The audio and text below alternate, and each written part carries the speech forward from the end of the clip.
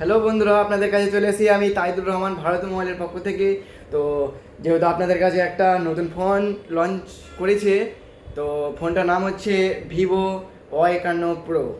8 GB RAM, 128 GB phone memory, তার সাথে পেয়ে যাবেন IP68 69 plus MediaTek Dimensity processor 7360 plus এর সাথে আরও একটা জিনিস পেয়ে যাবেন, সেটা হচ্ছে ব্যাটারি, 200 mAh ব্যাটারি।